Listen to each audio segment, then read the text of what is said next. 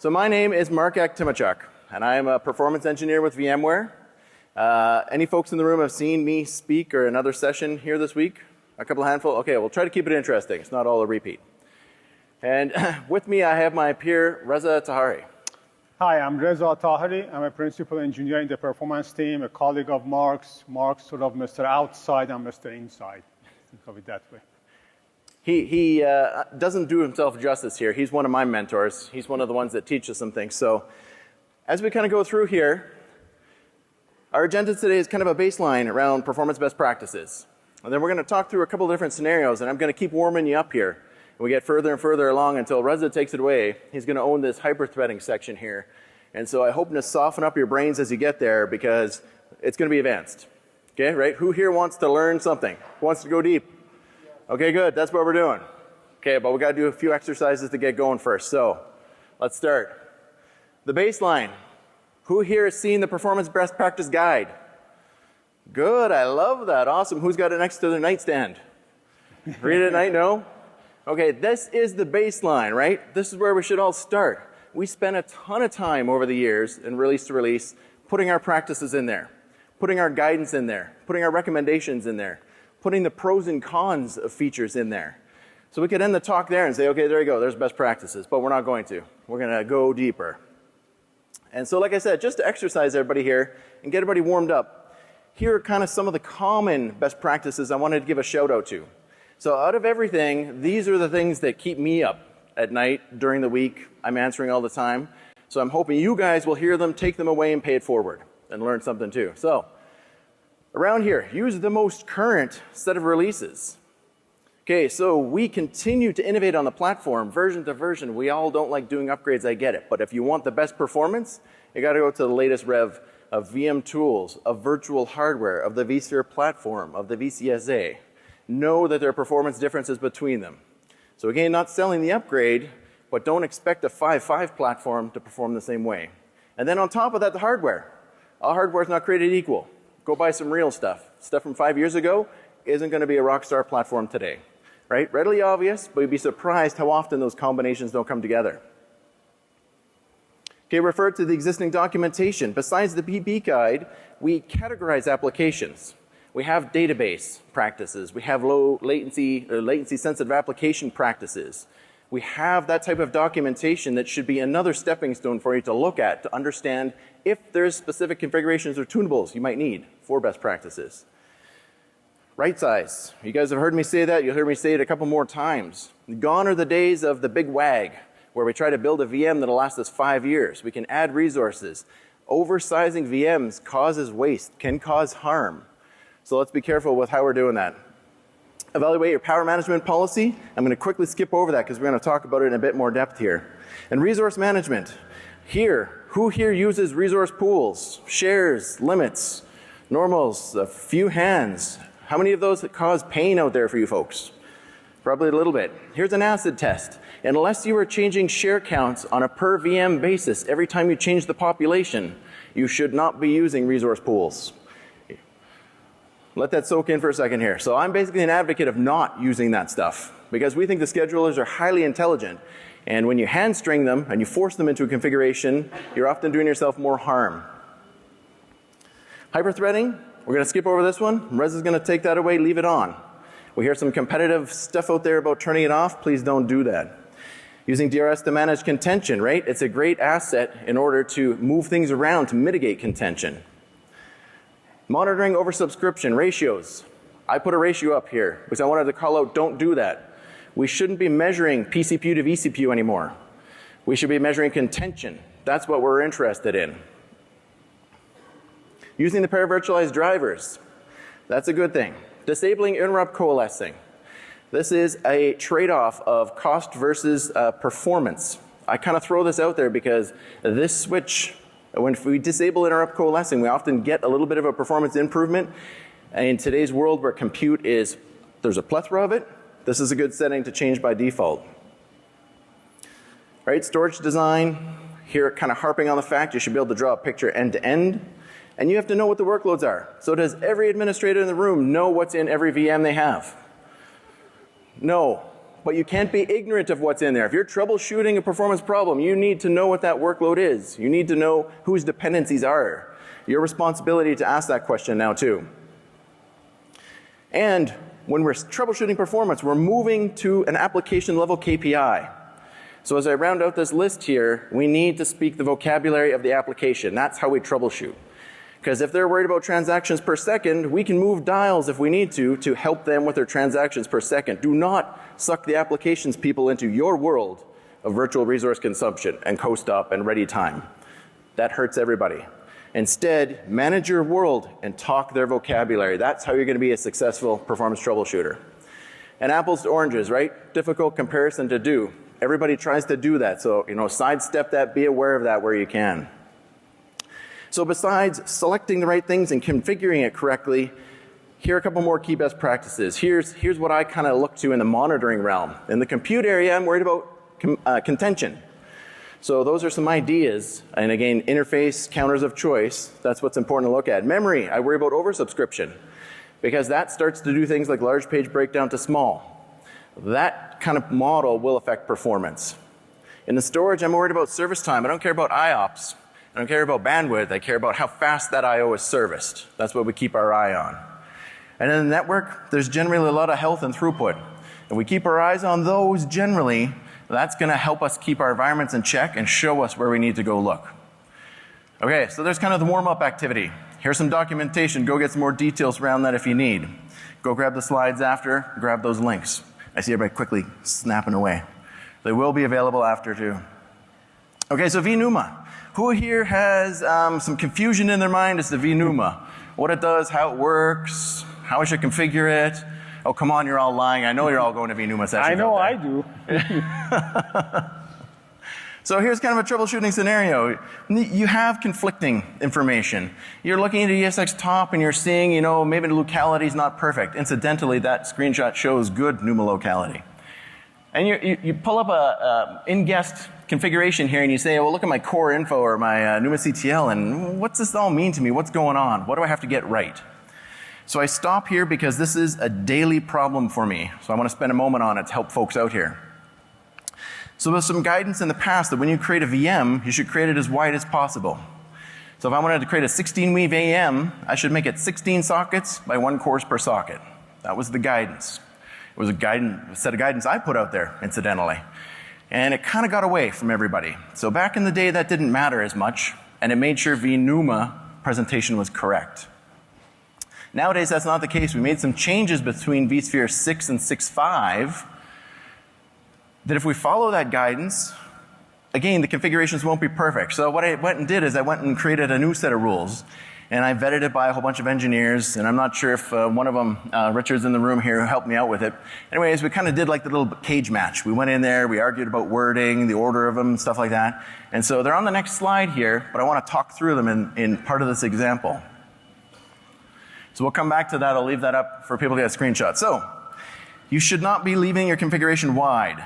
You should be pivoting the VM to match the physical topology. And there's a few reasons for this.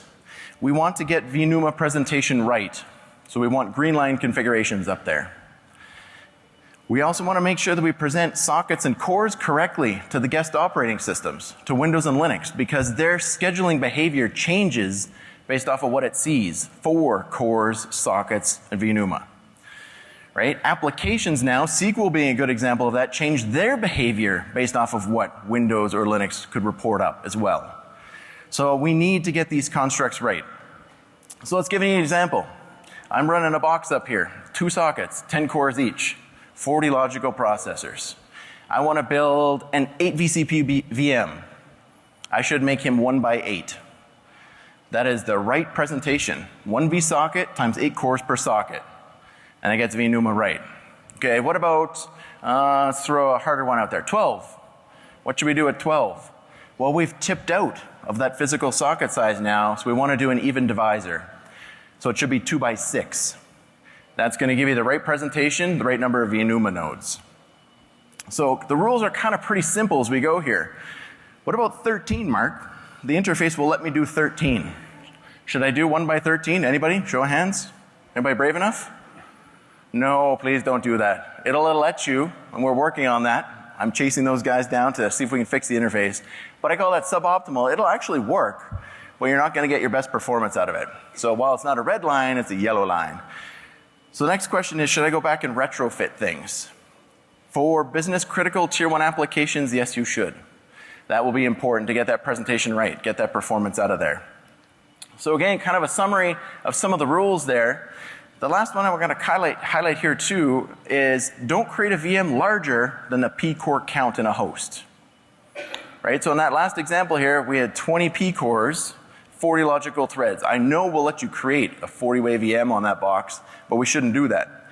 Because the underlying assumption here is that a hyperthread is not a complete core. If I'm driving my cores at saturation, my hyperthreads offer little value. I can't oversize there. That will take you into a territory that's advanced. You may have to mitigate contention. You need very specific configuration. So here's an easy rule. Don't exceed that. Don't run into trouble. So how are we doing? Feeling okay? Is it a little coming fast? Everybody still holding out? Good. I'm not seeing the post-lunch nods or anything yet. So good, good. Okay, keeping things up to date. What's the value in keeping things up to date? Just like I said at the beginning, using the current versions of different pieces of the platform. So here's kind of this troubleshooting scenario. So you have an application that's been developed on a laptop. You take that application from the laptop, you put it on an ESXi host, right, as a VM, and the performance is different. We can only get 70% out of the ESXi host as we could on the developer laptop. Who here has a development model like that? Right? We've all got it. Come on, you guys are just being shy here again. I know what happens out there. Okay, so what do we do? How can we troubleshoot something like that? How can we prove to them what went wrong? So first question, lots of people should jump to and say, well, is there contention? Maybe that kind of slowed things down. So we go into ESX top and we say, let's look for some ready time, maybe touch on co-stop. No, things are running pretty good. We're looking at the two worlds. You know, they're nothing's crazy. We don't see some ready time there. We think, okay, well, that's not contention. We say, well, maybe there's some processor differences, right? Maybe it wasn't apples to apples. So we look at these processors, they're very close in clock frequency. They're both of type Haswell, so you kind of have same instruction sets. So you think, well, no, it wasn't a hardware difference. You say, well, maybe it's EVC. Maybe I'm masking something. Oh, yeah, that's a good lead. So I go take a look there. Nope. It wasn't EVC. Right? So everybody's scratching their heads out there now, right? I don't know where to go. What do you do next? Well, I want to highlight this one because a lot of people miss this. What about the virtual hardware? So who here thinks virtual hardware affects performance? Okay, good, good. That's actually the most hands I've ever seen when I ask that question. Thank you. It does, and it can. It doesn't always, but we should take a look at it. So between the different hardware versions here, we can also mask and control some of the instructions that might be available. So what kind of this troubleshooting scenario here, let's take a pop out and we'll take a look and we'll say, oh, yeah, his workload here, we did put it, something with virtual hardware 10. And if we look at virtual hardware 10, that's kind of Ivy Bridge. So we masked out some instructions. So the net result is, yes, we should keep things up to date because in that case, he was developing on a platform, he had access to instructions that we didn't implement when we virtualized that VM. It got missed somewhere along the way. So we need to be very cautious of that.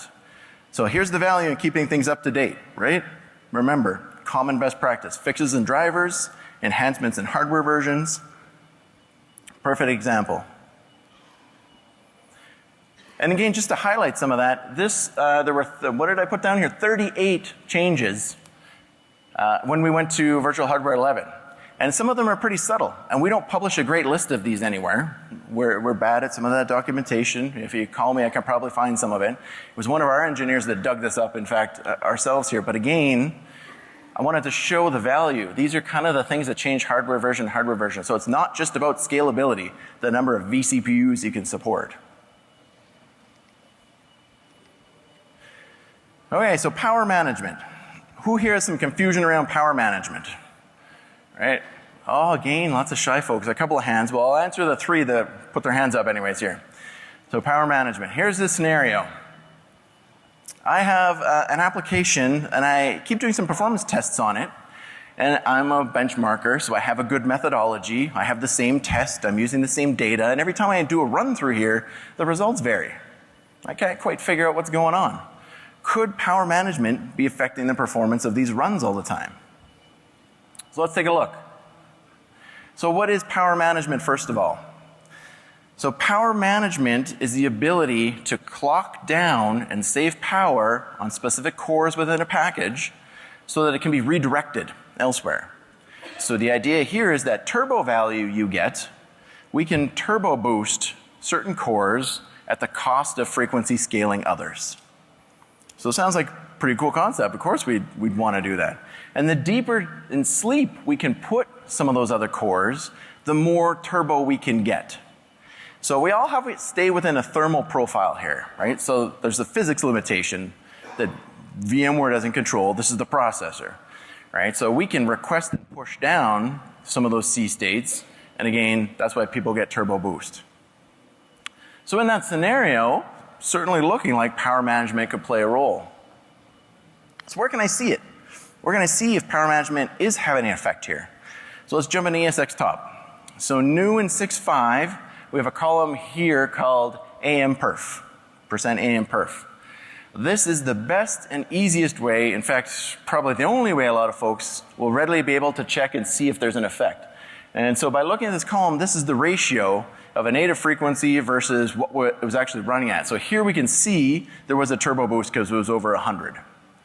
So in fact, that VM at that time got extra power. Well, it certainly explains why now some of those runs could be differing in time. The thing with power management though, and turbo boost, is you don't necessarily know when you're going to get it. Because we're staying in that thermal profile.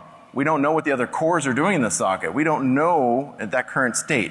So it's good because it can offer us some good performance, but there's a bit of a trade-off because it's not necessarily perfectly deterministic. And so we have a choice of power policies here. So your power policy choice is balanced. And we ship that by default out of the gate. That's what you have unless you've changed it. And that allows turbo to work because it allows us to go in C states deeper than C1. So it's a good thing. Greenpeace loves us. We save some trees. We save a few watts here, there. But I'm kind of a performance guy. And so you know what I'm going to do? I'm going to burn the power. So we're going to crank her up and I'm going to switch to a high performance policy. So what does that mean? It's a trade-off. So high performance is going to cap turbo's ability because I'm not going to let any of those cores go below C1. So therefore I'm not really ever going to get a boost on any of them. Things are all of a sudden a little bit more deterministic. So here's kind of some examples of, that idea of workloads. So balanced is great for large populations of small VMs where a little bit of variability could be okay. High performance is required for environments where we have large VMs. We want those large VMs to be scheduled very deterministically. Low latency. Those workloads, if processor cores are changing clock frequencies and inducing a little bit of latency as they come back up to full speed here, that affects latency sensitive applications. We don't want that. So we need to turn that off. So high performance is becoming more and more a common use case as we close in on that last third of applications, the tough applications, the demanding applications. So again, I wanted you to know what was out of the box, and I wanted to know that you could move to high performance and talk about kind of those trade-offs around it. So yes, in conclusion to the summary, it will affect. So if I switch to high performance here, my test results should normalize. I shouldn't see as much variance or inconsistency as I did. And with that, how's everybody doing? Feeling okay?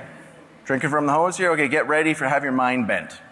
So Reza is going to take us through the most advanced part of this here yet.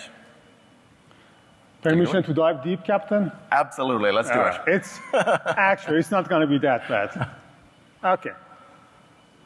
So it says hyperthreading, but this is more of a case of how do you troubleshoot a problem. It's not going to be a case of, oh, when you go back to your desk, this is exactly what you're going to do to solve your problem. But it's a case of what I've learned over 35 years of doing performance engineering, what approaches I take, what tools do I use. And it is always about tools and how I combine them to come up with answers.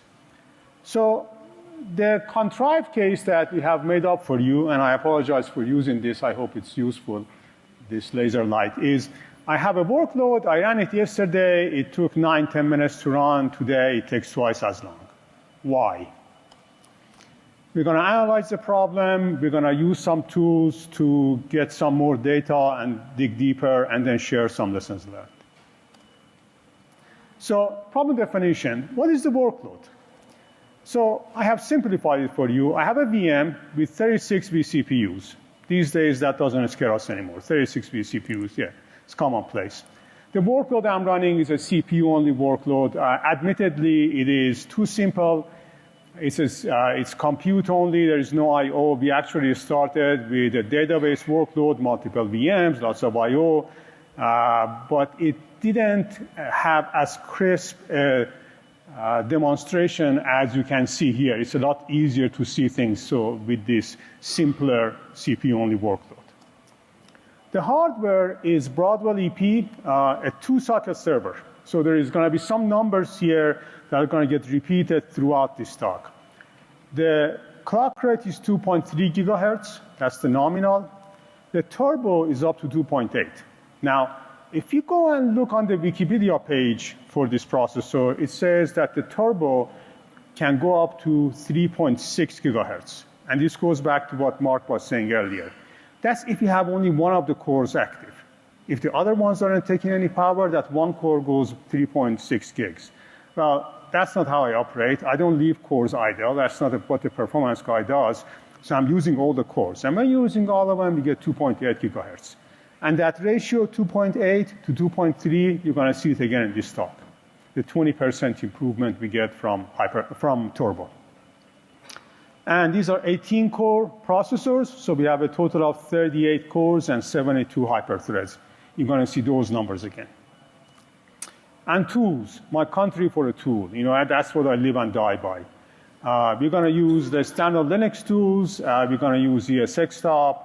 We're also going to get a little fancy here, use some hardware tools. I was going to use more tools, but Mark pulled me back. So we're just going to limit ourselves to these 3. Very simple problem statement. Fast case, almost 10 minutes. Slow case, 18 plus minutes. Well, what do? What's the first thing you guys do? Look at the CPU usage. It's the same. Again, this is a CPU-only benchmark. Makes it simpler. You see 100%. In both cases, I look at all the Linux tools, SAR, VMstat, MPstat. It says I'm using the CPU, I'm using all there is, and I'm happy. I'm running half as fast.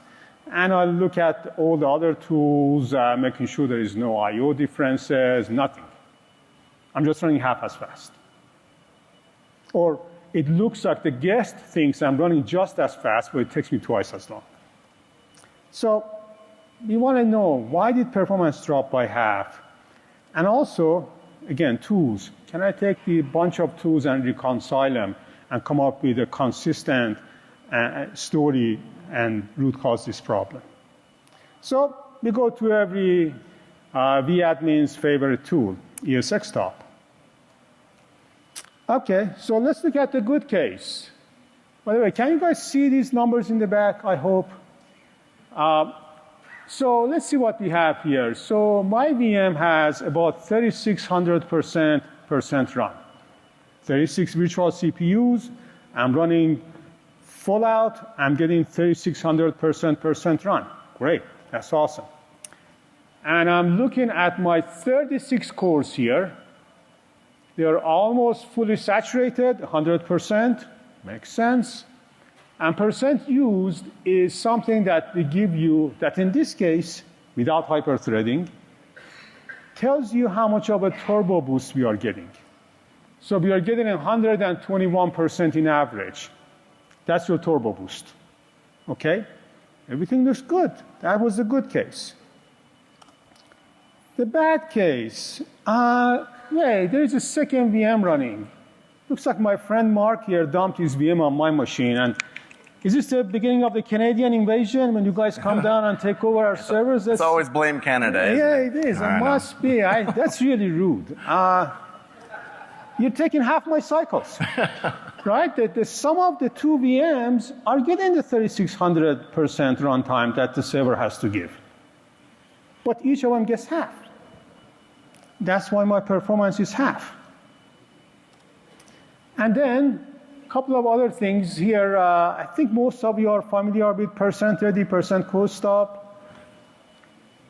Very briefly, and there was an ESX talk talk yesterday, and there may be more talks like that, and many of you have seen these in years past. %ready is when the guest thinks it's running, and thinks it's queued up and it's running, but the hypervisor says, gee, I got to give some cycles to something else, some other high priority process, or maybe another VM that's running.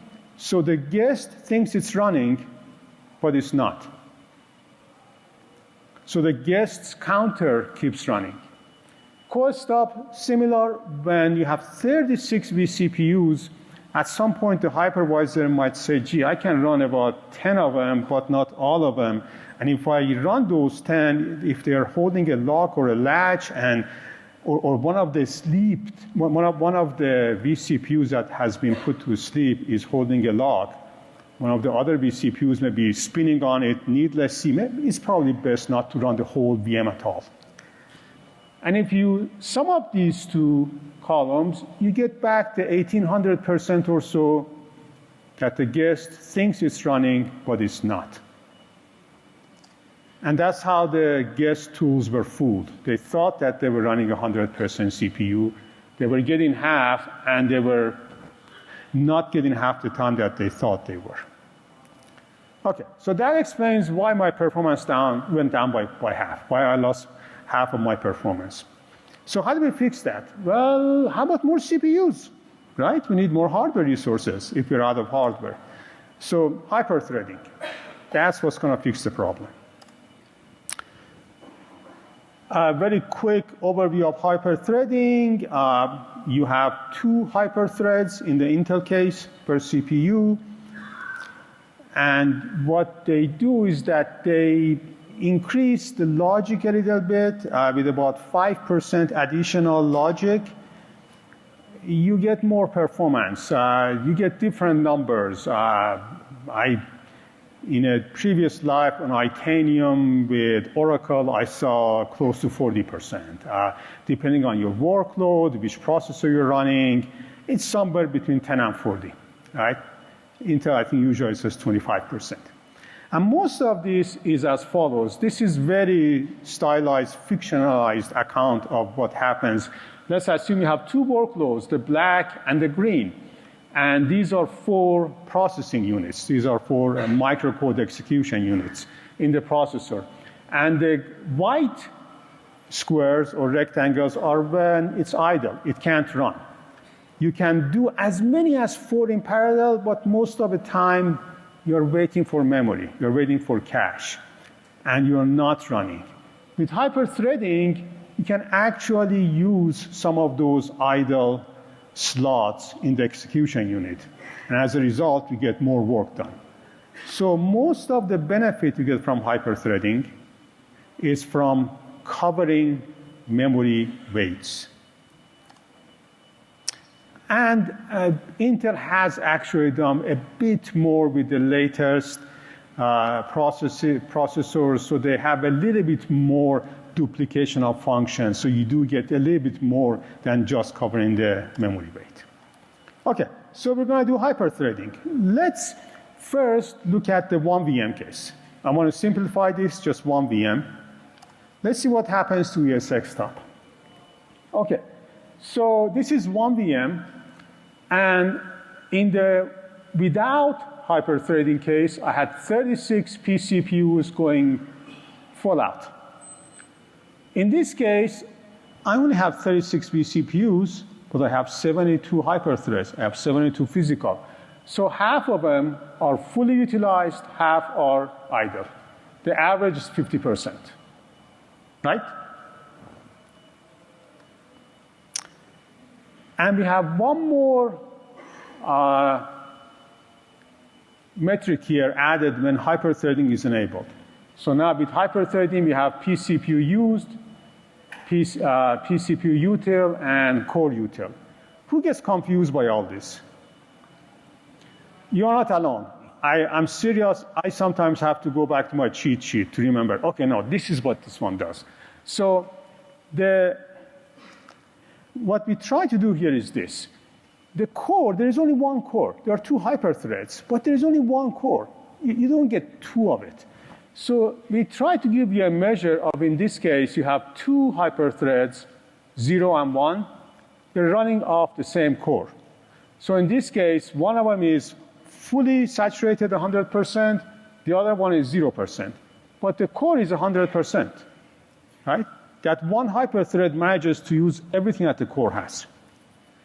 And then when you look at the average for this one VM case, the cores, all 36 cores, are fully busy, even though they're only running half of the hyperthreads full out. So the hyperthread average is 50% utilized. And to make it even gnarlier, now pCPU used gives you this. We have combined two things here. We take the utilization and we combine both a measure of how much we are using the core as well as the turbo boost. The turbo boost, remember that 20% goes from 50 to 60. Let me go back and talk a little bit about the pCPU used again. It's something we calculate. The ESX scheduler knows when it has scheduled something on this hyperthread and the other hyperthread. And we keep track of it, how much we are scheduling on each and how much we are scheduling at the same time. So when one of the hyperthreads is fully busy and the other one is totally idle, the busy one gets credit, if you will, for 100% use of the core. It's the only one using the core.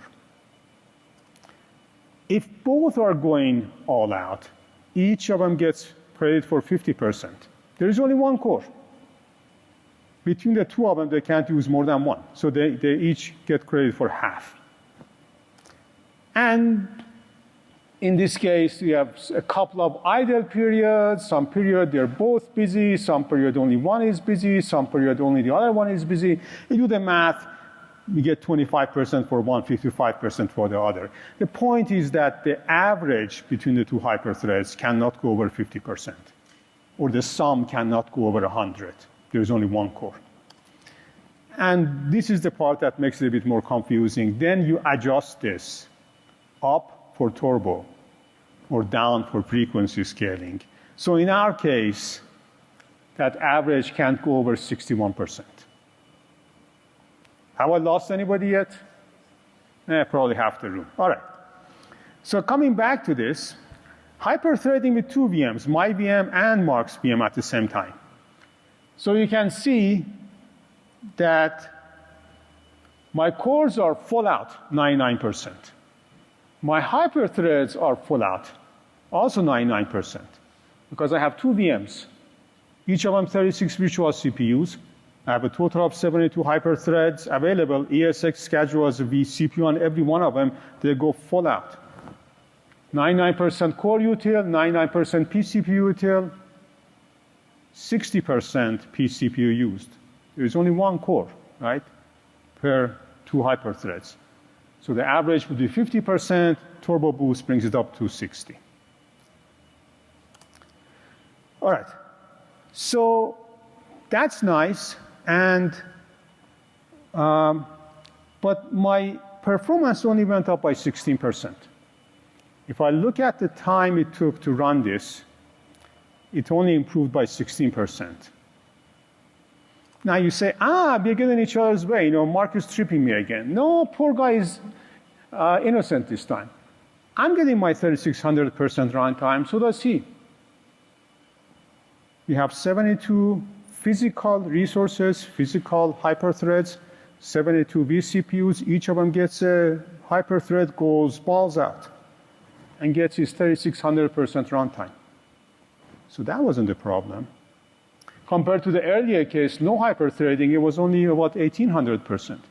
I'm getting twice as much CPU time. A little difference in performance. It's ready and cold stop. No, I have no ready and cold stop left anymore. I'm getting all the resources I want. It was very high before. With hyper-threading, is 0.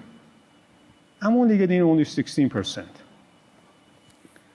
And the expected is 10 to 40. To be honest with you, this is almost somewhat of a contrived example, because usually if I see less than 20%, I'm very disappointed. I want to see 30% plus. So 16 is, yeah. Okay, so now let's dig a little bit deeper. So what do I do? More tools. Let's figure out what's going on inside the processor. We said the processor is, maybe not giving us the performance we want. Can we look inside the processor to see what's going on? And I know most of you were with me totally with the guest tools and ESX stuff, but here I'm going to ask how many of you have dealt with this. How many of you know about the performance monitoring counters inside processors? Okay, just a few. All right. Good. That's perfect. Yep. Okay, it's exposure. All right. So these are counters. These are performance counters built into every AMD and Intel processor. I think the latest ones on the Broadwell and Skylux, they probably have a few hundred. You can count instructions, cycles, branch instructions, cache misses, TLB misses, memory accesses, L2 hits, L2 misses, misses that go to the other cache, etc. All kinds of fancy stuff. But also there is some very simple things that you can measure. And you can virtualize these on ESX. Meaning that when I virtualize these PMCs, number one, I can actually access them. Before that, you couldn't see them. You would the hardware version that Mark was talking about, what it exposes to the guest is we have no performance counters. But when you enable it, it says, yes, we have performance counters. You can use it. And when the guest uses it, we virtualize it, meaning that when you're running, you go to you're using the CPU, the counter works for you. The moment the CPU gets context switched out, we save that value for you, and then when it gets context switched back in, we restore it, and then we again count for you. So the guest sees only what it was responsible for. And this is something that hardcore performance engineers do, but you may have to do this. So let's see how we do it. So number one, how do you enable virtual PMCs? It's just go and enable it. You click it to on, and now the guest can actually use it. How does the guest use it? Just another show of hands here. How many of you have used the perf command on Linux? Good, great. So one of the options to perf is perf stat, and that lets you collect a whole bunch of things. For example, hardware events. I say, count cycles for me and rev cycles. Again, going back to the turbo. Rev cycles is the 2.3 gig nominal frequency, and cycles is what the processor actually managed to run. I also say, give me instructions, give me cache misses and cache references, which in this case are the level 3 last level cache, the largest cache. And when I run this for 10 seconds, it gives me this. It gives me the number of cycles, rev cycles, etc. And just to make sure I can make sense out of it for myself, because whenever I run a tool, I first make sure that I can understand it. So let's see, we were running 36 virtual CPUs, right, in the VM, 2.3 gigahertz, and I collected 10 seconds. I should have seen about 828 gigacycles, which is what we measured. These are the reference cycles at the 2.3 gig, and then the cycles is with the turbo effect. Okay, so these numbers make sense. So does that help me? Okay, this is my last slide with numbers. So don't be afraid. There is a tomorrow. All right. So let's first look at with the hyper-threading disabled. Let's see what we can see with 1 and 2 VMs. Okay.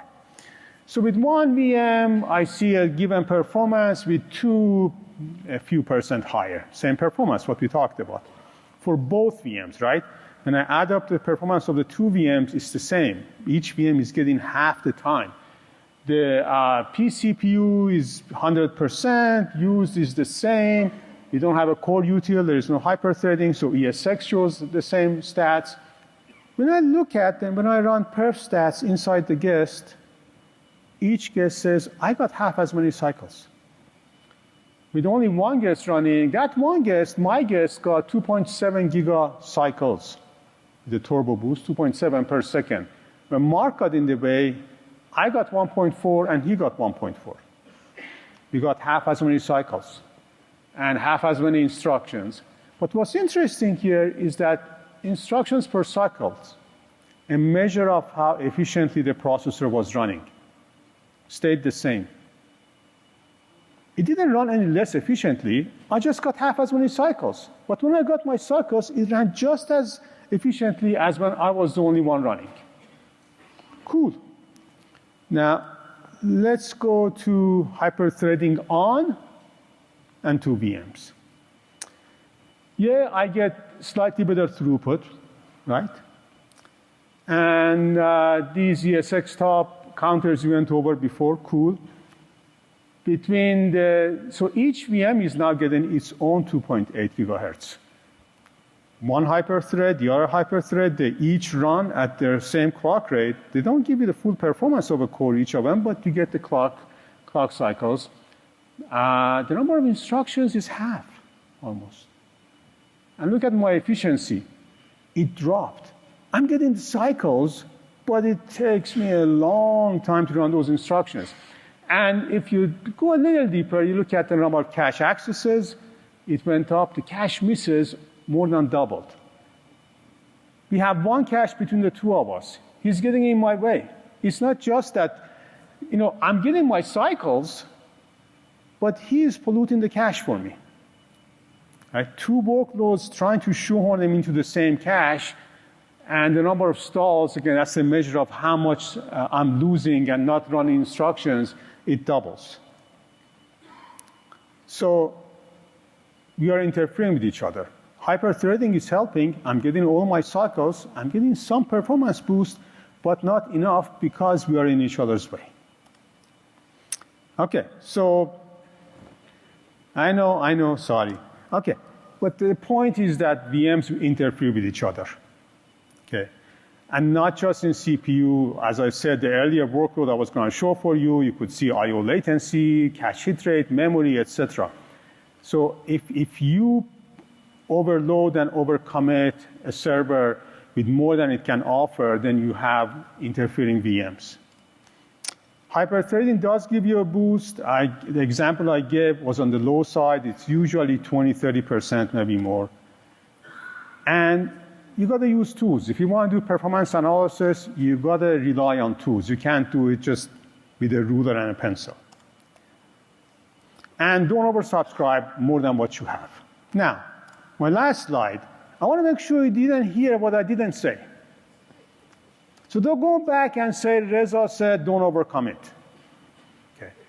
What I'm saying is that don't have your VMs have their peaks at the same time, demanding more than the system has to offer. Okay. Overcommit is great because the peaks and valleys correspond to each other. Things work out. When a VM needs more, it gets more. But don't expect for the hardware to give you more than it can give. I think a lot of the problems Mark and I often run into is people, one person getting a VM, the other person getting a VM, each person goes full out, not knowing that the other person is using resources too, and then you get in trouble and say, oh, there is a problem with the server. No, you're asking more than it can give. I didn't say don't believe Linux tools, okay? You can believe them, but if something like %ready gets in the way, there could be a difference between what the guest sees and what ESX tells you it is giving you. So just be conscious of that. And I didn't say, oh, you have a problem, let's go look at hardware performance counters. That's hardcore stuff. But the point is, sometimes you need to use more tools than the very basic stuff to figure out what's going on. Hardware counters are a microscope. If you lose your wallet, you don't pick a microscope and look for it. So use the right tool. But it's great for seeing if, like, for example, VMs are interfering with each other. And it is complex work to do performance analysis. If you have a problem that simple tools can't solve it, you got to get the right tools, get them to work with each other, and reconcile what they tell you. Back to you. So I don't know if anybody noticed, but Reza, you have a very cool laser pointer with green light left. Where did we get one of those? If I get to be a performance engineer, a principal, I get one of those? Or? Yeah, it's right up. It comes with the bathroom key. So I just wanted to spend one moment and touch on one other kind of key piece that Reza had highlighted here, which is the in-guest counters versus out-of-guest counters. That was the perfect example, and he touched on it as one of those points to say that you may not be able to always trust the in-guest counter because it doesn't know necessarily what it's doing on the hardware. This is something actually quite common. A lot of people come up with. So other than saying the funny phrase, which is you can trust them till you can't, this is one of the reasons why we want you guys to understand vSphere and the performance counters at vSphere and that layer, because we need to see those and trust those first. That's where we should be drawing our performance data from. So while often we're looking in guest and we can use that, that frame of reference itself is very limiting. And we always need to collaborate with a different frame of reference to kind of get that. So I always do hear that, well, Mark, I'm collecting all these performance counters in my Windows SCOM system or something like that, and they look funny. Well, the first thing you should say to yourself, if something looks funny, let's go to the vSphere layer and take a peek at the counters, because this is, again, is that exact reason why those counters may be different. So know that. That is a common problem. Often people miss that, and come and collect the data from a trusted point where we can. So that's it. vSphere performance. That was a deep dive, so let's bring you back up a little bit of a level here. Everybody breathing okay? Okay. Out of the box performance here is amazing. So we didn't touch on a whole bunch of deep dive tunables because honestly, with some good practices, you don't have to do a bunch of deep dive tunables. The best practice guides will highlight a couple of things you may need. We touched on a couple of things of interest. But just be careful with over-engineering. Who here loves to, build that silver bullet design document where we twist every lever we can? You have to be careful with that. Right? Tuning is required for those workloads by exception. And when I say by exception, my experience is that application portfolios, the last 3 to 5% might require some dials. Right? Large VMs may require some dials. There are very few of those in response to the whole organization. So just looking around the crowd by your peers here, just for instance, scale of VMs. So who has VMs running larger than 8 vCPUs? Larger than 16? Larger than 24? 32? 64? Check their license. Yeah, that's what I'm thinking. Anybody who's saying more than 64? Right? Anybody at 128? Right? So you just saw... You got a sticker, sir. Yeah, that's right.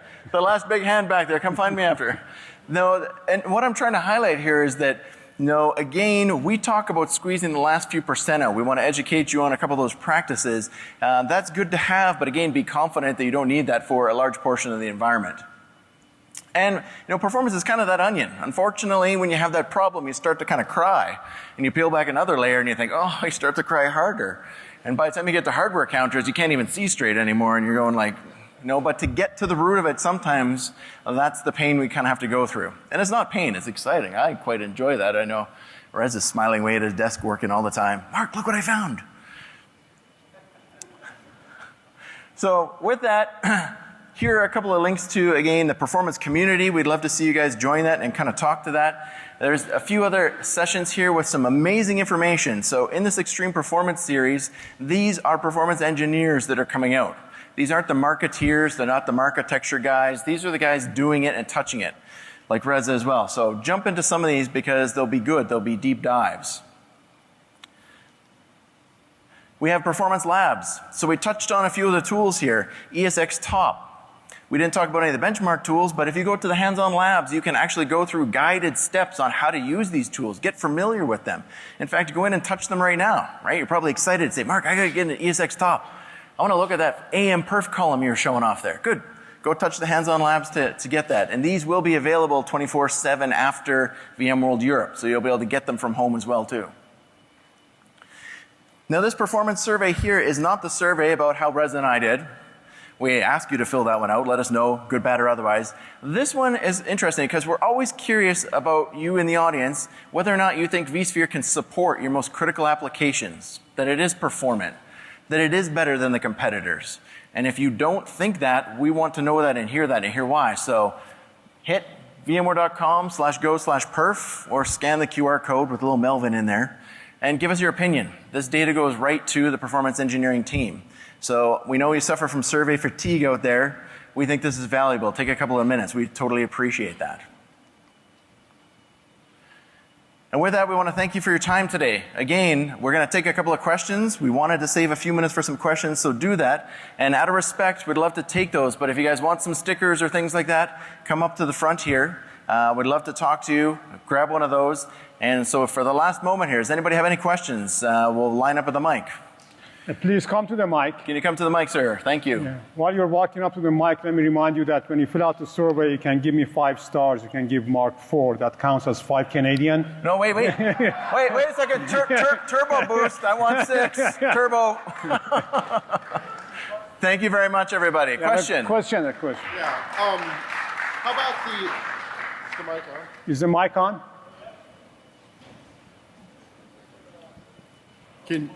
Testing. Hello. Okay. Got it. Yeah. How about recently Intel's done the cluster on die setting for NUMA architecture? Yeah. Does it offer any performance benefits to enable that versus leaving it all as one? So the standard performance engineer's answer is, it depends. So seriously, for many workload, it's a boon. For some other workload, depends on what you're doing, right? Depends on which of the 4 cache coherency protocols is better for you. Yeah, so some of the data points that we've seen indicate that really you probably won't hurt yourself with it, and it can offer a benefit. Yeah. But we do definitely defer that to kind of the workload, to evaluate it as a setting for sure. Good question. So remember what Mark says, that's my first default. If I don't know better, that's what I go with. So come find me for the book at the end here. Great, excellent question. Out of the box thinking. Over here. That side. I had a question on the. No, I want everybody to hear, You're please. on. So on the best practices, is there any? We've been doing a lot of scripting on validating our environment based on the best practices and then based on what we've learned. Is there any looking forward to actually build those in Power CLI to say, hey, listen, if you're looking to go low latent, run this Power CLI. We'll evaluate your host and say, hey, you don't have these. You're running your queue depths right. You don't have these settings set right, and then these are the validations you should do versus, having to do it manually, so that it would make the scripting process easier. So if you're doing Power CLI, you know Alan Roof by name then. We are certainly, actually, I'm working directly with him right now to take some of those common checks, and we're going to build some of that into a couple of the environments and documentation that he's offering. So we don't have that out of the gate today. That's actually something I've been working on and hope to get to post VMworld here. So yes, look forward to that coming. That's something towards the latter half of this year for sure. And we are trying to build into VR Ops a lot of that intelligence to capture and get some of that as well. Go ahead, please. Is there a document out there that I can share with vendors that requests like 8 or 12 or 15 CPUs because that's what they think they need? So is there a document out there that basically says don't over ask all the time, some supportive thing around that? Yeah, because it's very frustrating for us because I would think that this had been gone away by now, but still exists. Just last week I had somebody tell me they needed 12 cores because the vendor said so. And 12 cores of product X is different than 12 cores of product Y. And then you have to sit there and give them an analogy and a speech, and it's just 3 hours of my day is wasted. So here's the hard part, and I'll let Rez add a little color to it. A well-behaved application might not actually show up as kind of a contention value. A lot of people say, and I do too, look at co-stop as an oversized value. That can help you kind of right size. But unfortunately, if it's a well-behaved app and those vCPUs go and they idle or they halt properly, we deschedule them. So we actually do some very intelligent things to manage oversized VMs. So the best way to handle that is actually to use a tool like VROps, because we need to watch that VM over time. We need to look at its peak and its behavior to come up with a proper recommendation around that. So huge advocate of the right sizing reports and VROps to help answer that. I use the methodology of, I'll give you a 12 with an asterisk, which says I'm coming back in 90 days. I'm going to show you some data, and we're going to right size if you don't need it. So I'm not going to be your barrier, but we're going to come back, we're going to clean it up if we need, and try to do that right sizing hygiene. So your recommendation is to over provision ahead of schedule and remediate after the fact?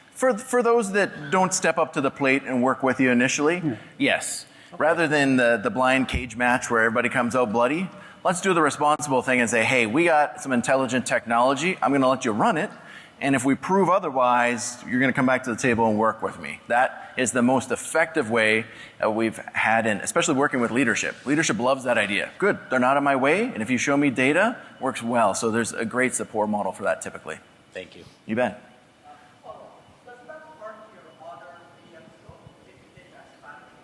Not necessarily. So yes, you're looking at a capacity problem because you potentially oversized it, but typically more you're going to impact that particular workload, because if he's oversized, he may or may not be super efficient.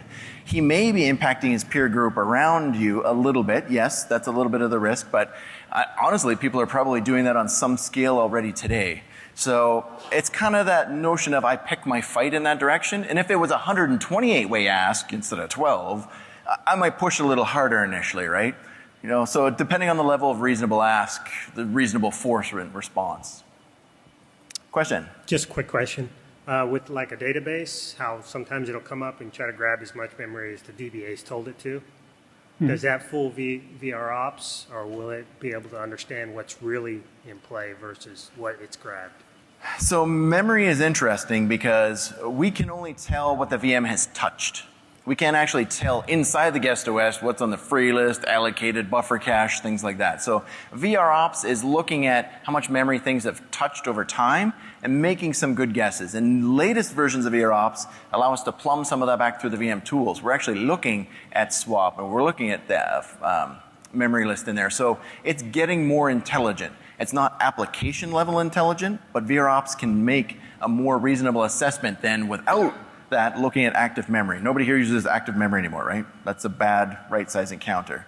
We need to add more intelligence. So it's coming, and if you use in-guest agents, it'll be even more accurate. Thank you. Ben. So a couple of the other sessions that I've attended are on database optimizations. They were almost as good as this one. So when looking at vNUMA for SQL Server, so for example, let's say you've reserved 512 gigs and it fits within your NUMA boundary. When I go to vMotion that to another host, and that host has sufficient for that 512 reservation, will it shuffle other VM's memory blocks so that it will fit in that NUMA boundary, or will it be fragmented potentially? Is Richard here? So the answer to that is we're looking at it as a total capacity. So there's the potential, the free on each of the NUMA nodes will be imbalanced when it gets there. And you may have some of that remote access. We see that and we get that, and we'll start to do push-pulls to try to do that balance. DRS will also do some things, depending on active memory churn rate, that will push smaller workloads away in order to increase that. So the net effect is immediately as it occurs, that's going to happen. There's a potential risk for that. But after a short duration of runtime, that will tend to balance itself out. Yeah, it takes a while to do the right migrations, but in general, memory is harder than CPU. So it's easier for a scheduler to get tripped. Great, thank you. Thank you. Okay, looks like everybody else just wants to jump us for stickers now, so. Thank you very much. Fill out your surveys, everybody. Cheers.